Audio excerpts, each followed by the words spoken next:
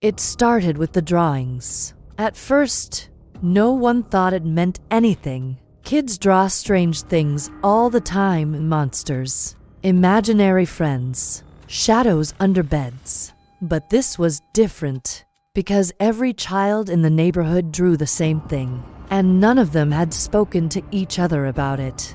My daughter Lily was 6. One afternoon, she came home from school unusually quiet. She sat at the kitchen table and began drawing with black crayon. No colors, no sun, no house. Just a tall figure, long arms, no face, standing at the edge of a playground. When I asked who it was, she said, "That's the tall man. He watches us." I laughed. "Watches you from where?" She pointed toward the backyard window. From there. That night, I checked the backyard empty. Just the swing set moving slightly in the wind. 2 days later, our neighbor knocked on the door. Her son had drawn something disturbing. She showed me the paper. My stomach dropped. It was the same figure, same height, same long arms, same empty face, standing at the edge of a playground. In the corner of the drawing were small stick figures of children, looking up at it, smiling. "Has Lily mentioned anything about this?" she asked. I hesitated. "Yes." Her face went pale. "He told me the tall man says he keeps them safe." Within a week, 5 families reported the same drawings. Different ages, different schools, same figure. The children called him different names. The Watcher, the Tall Friend, the Long Guardian. But the description was always identical. Over 7 feet tall, no eyes, no mouth. Just a smooth blank face, and arms that reached almost to the ground. The adults began to worry. We assumed it was something online, a viral character, a meme. But none of the kids could explain where they first saw him. They all said the same thing. He was just there. It happened during a birthday party. 10 children playing in the backyard, running, laughing. Suddenly, they all stopped, simultaneously, like someone pressed pause. They turned toward the far end of the yard, near the tree line, and waved at nothing. I looked. There was nothing there, but the children started giggling. "He's here," one of them shouted. "He says hi."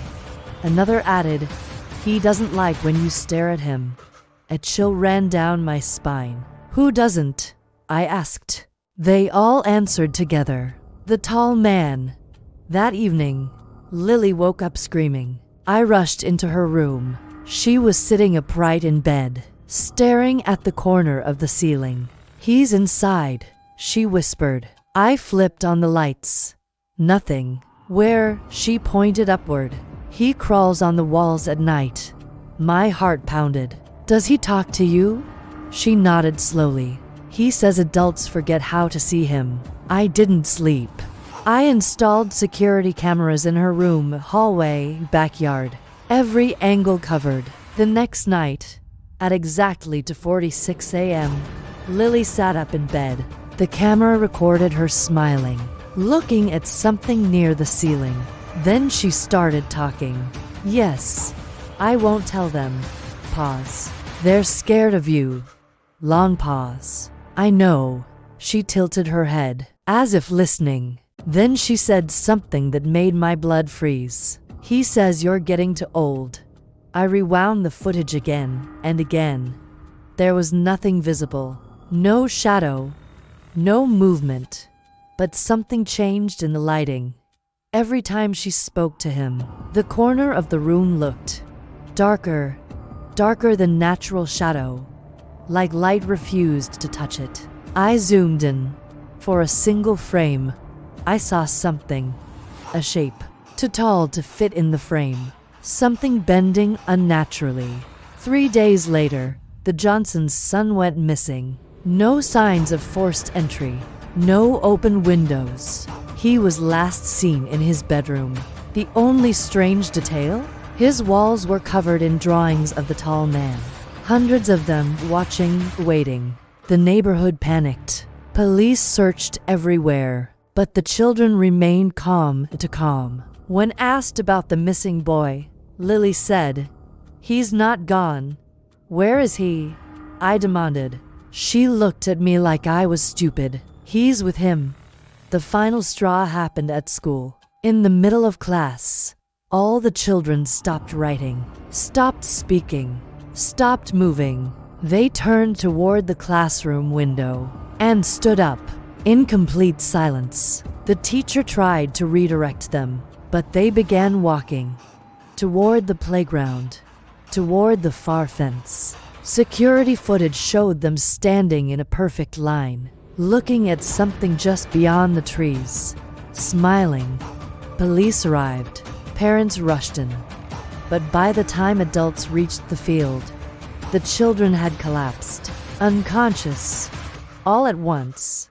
When they woke up, they were different, quieter, more distant. Lily no longer drew the tall man. She said he didn't need pictures anymore. He's closer now. That night, I did something I regret. I asked Lily to describe him in detail. She hesitated. "He doesn't like when I describe him. Please," I begged. She looked toward the corner of the room, then back at me. "He's behind you." I didn't turn around. I couldn't. My body felt frozen. Lily's eyes widened. "He says you can see him now." I felt something brush the back of my neck. Cold, slow, like fingers. I turned nothing, but the room felt wrong. Smaller, like something enormous had just moved out of the way. That night, the cameras captured something undeniable.